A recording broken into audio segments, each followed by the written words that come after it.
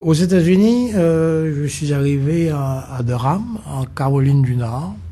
C'était une université, qu'ils appellent un collège universitaire, voilà, qui donnait des grades jusqu'à la maîtrise et réservé aux Noirs. Parce que c'était le temps de la ségrégation aux États-Unis. Et les Noirs et les Blancs étaient élevés de manière séparée. Moi, j'habitais dans le quartier noir et de temps à autre, je faisais des incursions dans les quartiers blancs pour affaires, aller dans les magasins, etc. La seule interdiction, c'était de manger certains restaurants. C'était pas permis aux blancs et aux noirs de manger ensemble, côte à côte. Il y a des restaurants qui étaient réservés aux blancs, puis il y a d'autres restaurants où la clientèle était mixte.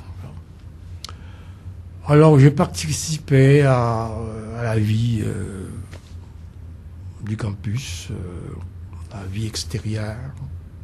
C'était très dur, parce que je me sentais confiné un peu dans les quartiers noirs. Il y avait peu de contact avec les Blancs.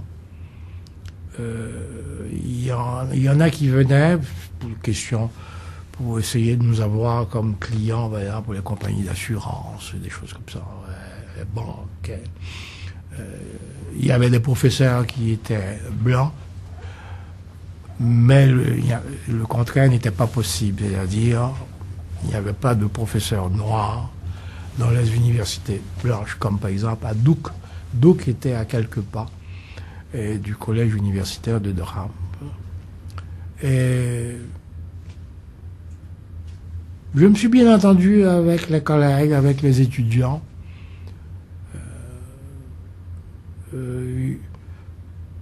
Quand il y avait des problèmes, on me considérait comme un étranger. Et les Blancs et les Noirs me disaient, vous n'êtes pas partie du problème, vous êtes étranger, vous ne comprenez pas encore très bien qu'est-ce qui se passe là.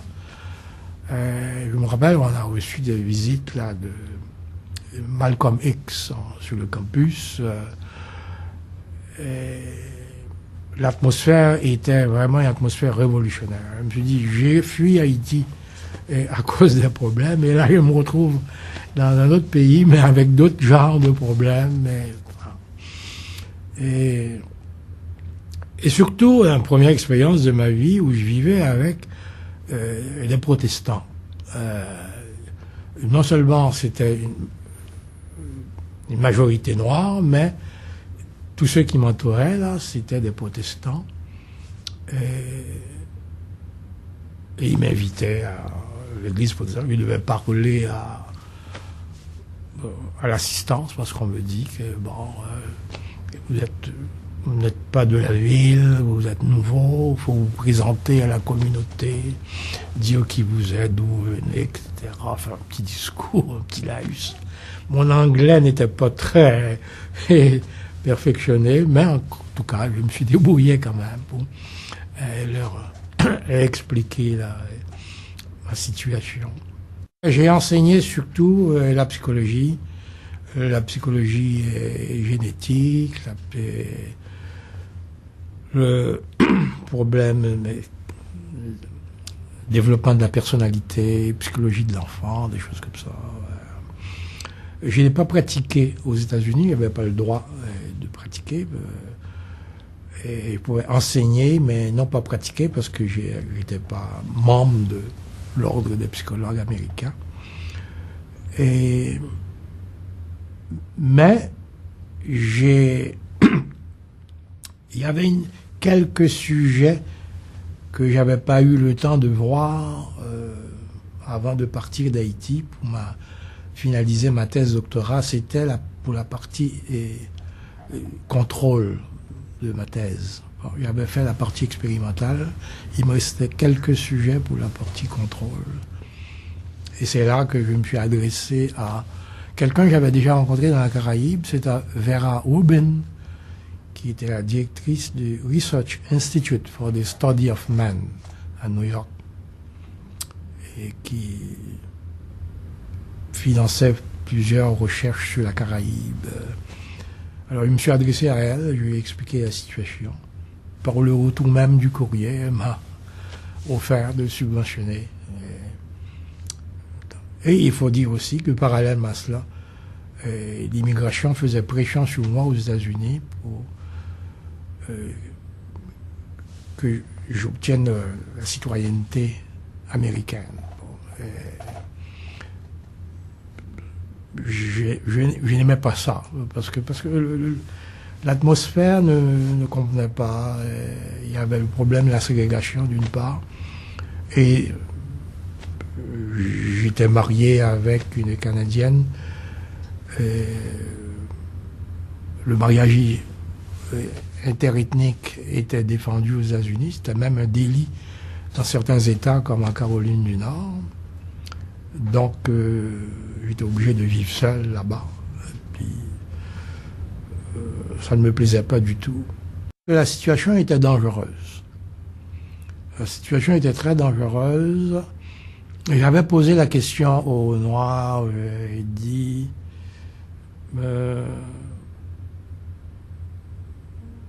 qu'est-ce qui se passe là dans les relations interethniques là,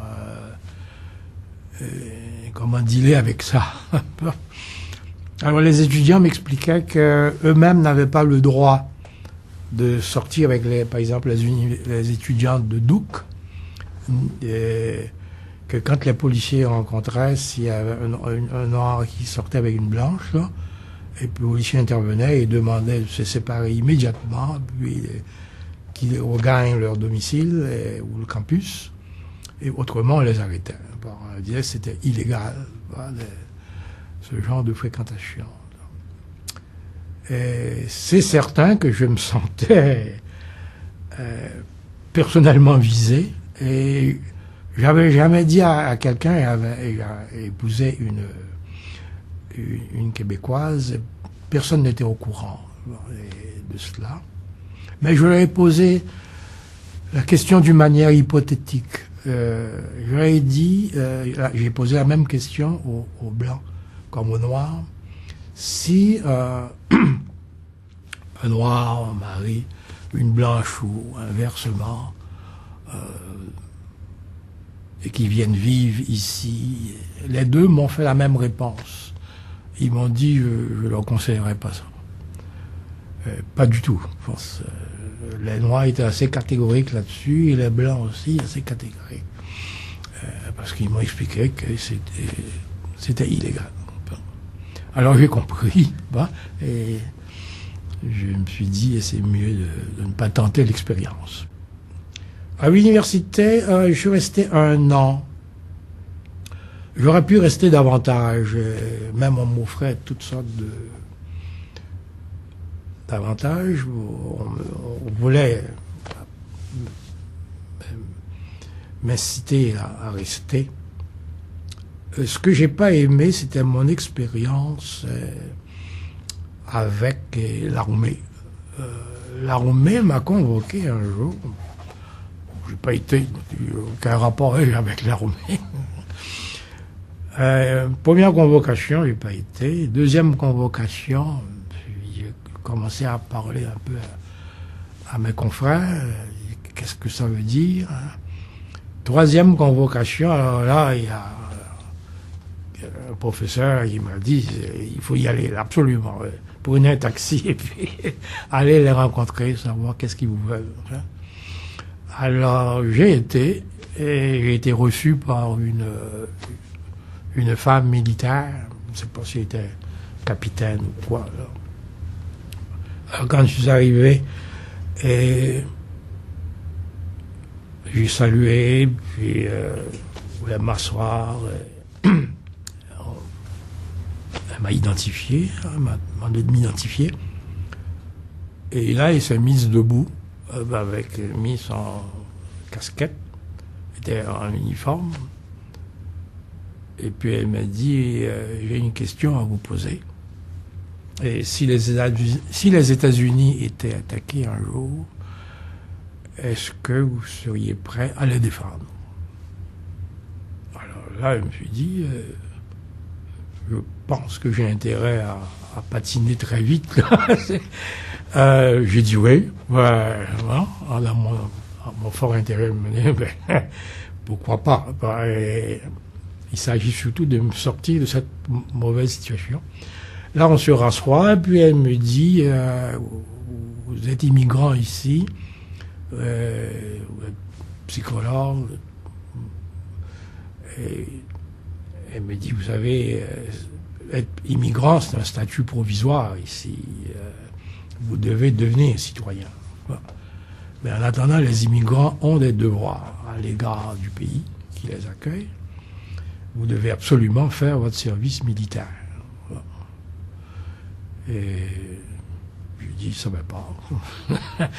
J'ai dit, je suis appelé à retourner au Québec. J'avais déjà mon visa pour le Québec et tout. Ils m'ont dit, ce sont deux questions séparées. Ils m'ont dit, on ne va pas vous empêcher d'aller au Canada.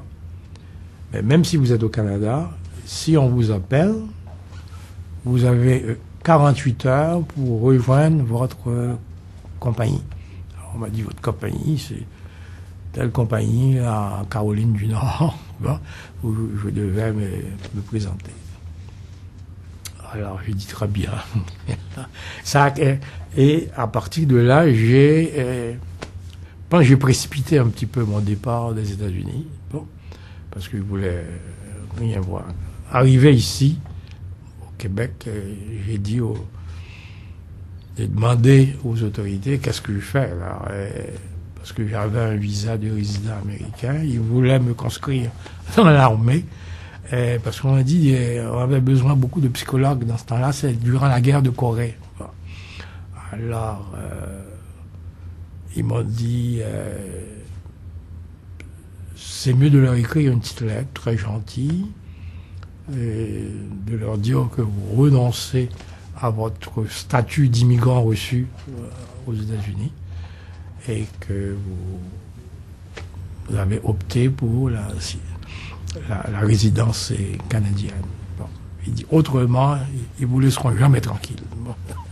Et c'est ainsi que depuis ce temps-là, j'ai eu ma paix avec les États-Unis, et puis je suis établi au Canada.